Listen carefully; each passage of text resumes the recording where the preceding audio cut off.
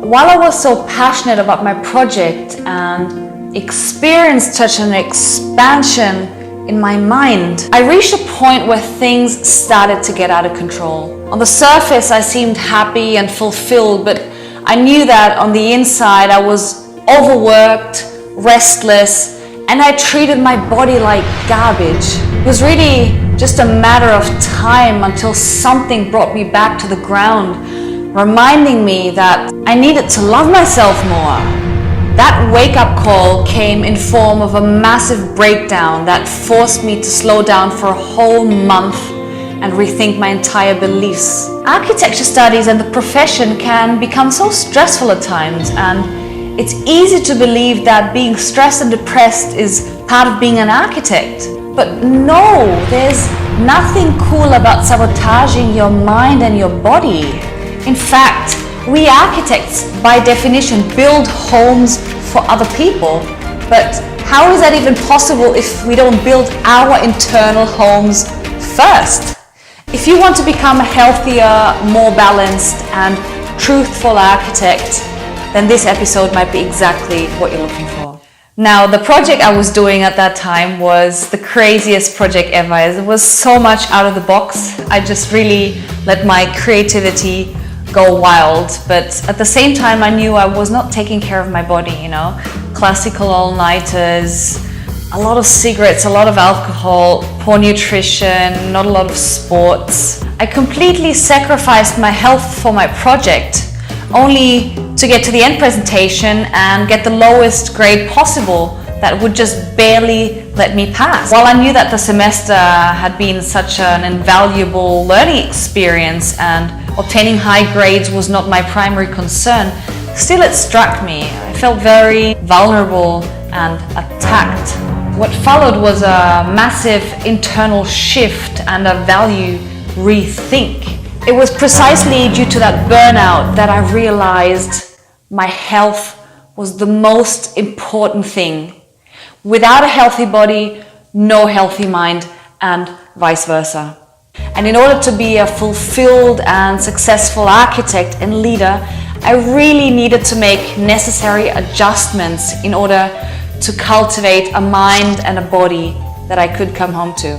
That's when I got introduced to mindfulness and started to apply daily practices in order to reconnect with myself again. What the heck is mindfulness? Mindfulness is the basic human ability to be fully present of where you are and what you're doing in the now. Everyone has this capacity to be present, so it's really just about implementing daily practices that will not only benefit yourself, but the people around you and your clients. It's no secret that we've entered an era of mindfulness to counteract our fast-paced world. And it's no secret that the global problems we're facing today can only be solved with a higher consciousness. Very true to Einstein's quote, "No problem can be solved from the same level of consciousness that created it." So in order to collectively raise the bar of the architecture industry, we can individually start today by implementing small changes into our daily routine that will help us connect our mind, body, and spirit. These are my top 3 tips. Number 1, meditation. The practice of focusing all your attention on the now and observing your inner state with kindness and curiosity. It can feel quite frightening and intimate at first, but that's the point, to really become comfortable with being close to yourself. So there's no right or wrong way to do it, and it's really not about getting rid of your thoughts, but more about releasing any kind of judgment and really only focusing on your breath or the movement of your body. 10 minutes a day already is extremely beneficial when done on a regular basis. Many people I've talked to, they say they simply cannot find the time to implement that into their daily routine. And for me, that is really a paradox, because meditation actually when regularly done, improves brain power, your immune system, your memory, reduces stress, and on top makes you more creative. But if you do feel that that's too much of a commitment, then try and take out 1 to 2 minutes each day, every now and then, especially when you feel a bit uneasy or even stressed. And take a moment to yourself, just relax and feel the breath, listen to your body, and just be. I can say from personal experience that it has changed my life. I've become more calm, more reflected, more peaceful, and much more resilient and diplomatic in architecture critiques. Number 2, whether you know it or not, your body is a sacred temple and deserves to be treated as such. What really helped me is to bring presence into my daily eating routine, because especially when we're at work or at uni, it can be really daunting, to eat with our computer and with our phones. But I've really made it a habit to put my phone away and anything that could distract me in order to really reconnect with my body and become very conscious of what I put into it, and in turn develop a deep inner knowing of what it needs and what it wants. Now, I know that the schedule of an architect can be really busy and implementing a regular sports routine might be tricky, but because we sit so much behind our computers, it would be really beneficial to get up every now and then, maybe go for a 5 minutes walk after every hour, either at the faculty or easily done at work. Just give your back a stretch, give your eyes a rest, and really get some fresh air. Your body will thank you. And thirdly, sleep. There's this perception among architecture students that the 24 hours work culture and sleep deprivation are part of being a successful architect, and are even seen as an act of heroism and show. But actually, the most brilliant architects out there are very adept at working creatively, but managing their time extremely well without compromising their health.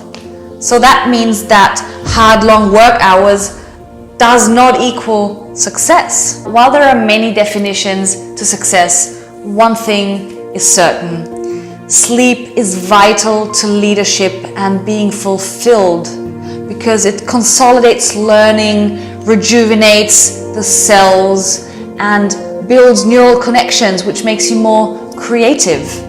The truth is that during sleep, our mind, body, and spirit go on a journey together in search for connection.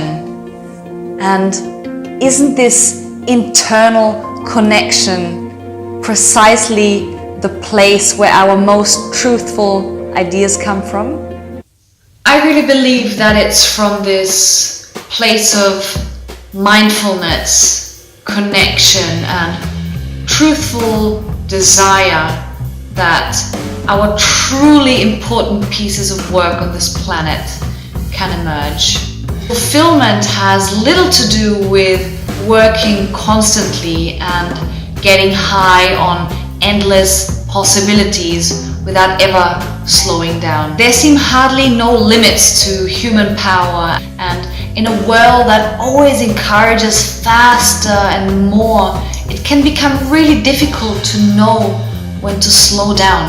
My personal message to you: don't wait until it hits you. Embrace breaks, reflection, and mindfulness as natural parts of the process, and let your deep inner knowing emerge and guide you towards your truth. If all of us architects seek our truth, we can collectively raise the quality of the industry and build homes for others that truly feel like home. Your truth is already in you. What mindfulness practices will you implement to get closer to it? That's it for today. Thank you for watching, my loves. I hope you enjoyed the video. If you did, please give it a thumbs up and don't forget to subscribe to my YouTube and my Instagram channel at What Our School Does Not Teach You. Also join our community on Instagram where I share thought-provoking content every single day. My name is Ines Hemmings and this is What Architecture School Doesn't Teach You. See you next time.